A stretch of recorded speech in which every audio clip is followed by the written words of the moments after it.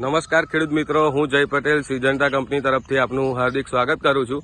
આજે આપણે આવ્યા છીએ ચકલાસીની અંદર રાઘુપુરામાં, જ્યાં પ્રગતિશીલ ખેડૂતે આપણા સિજન્ટા કંપનીના દીવા ભીંડાનું વાવેતર કરેલું છે। તો વધુ માહિતી આપણે ખેડૂત મિત્ર પાસેથી મેળવીશું। નમસ્કાર। નમસ્કાર। શું નામ આપનું? રાજેન્દ્રસિંહ વાઘેલા। બરાબર, તમારો મોબાઈલ નંબર? 97 148 55 693। અને કયું ગામ આપણે?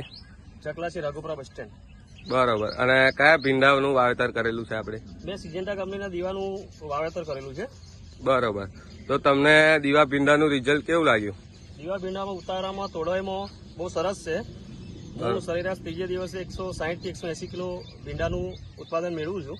બરોબર, આ કેટલા વારા તોડેલા છે આમાંથી? લગભગ અત્યારે મેં 30 વારાની આસપાસ તોડેલા છે।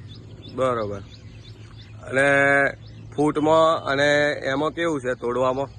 તોડવામાં એકદમ ઈઝી છે। તોડવામાં બહુ તકલીફ પડતી નથી, એકદમ આસાનીથી તૂટી જાય છે। બરોબર, તોડવામાં તો કોઈ તકલીફ નથી। અને માર્કેટમાં વેચવામાં? માર્કેટમાં ભીંડાની સિંગ બહુ જબરદસ્ત છે, વેલ્યુએશન સારું મળે છે। બરોબર, અને રોગ પ્રતિકારક શક્તિ કેવી છે આપણી વેરાયટી?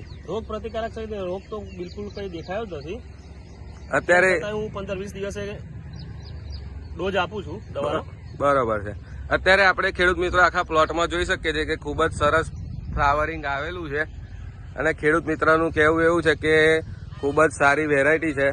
તો બીજા ખેડૂત મિત્રોને રાજુભાઈ શું કહેશો કે આ વેરાયટી કરાય? હા, કરાય ને। મારી ગણતરી હું દર વખતે બીજા જ કરતો હતો। આ વખતે ગયા વર્ષે ગણતરી, આ વર્ષથી જે સિજન્ટા કંપનીનું બિયારણ લાવ્યો છું એનાથી મને એવું લાગે સિજન્ટા વગર કોઈ દીવાના ભીંડા ના કરાય। બરોબર, ધન્યવાદ।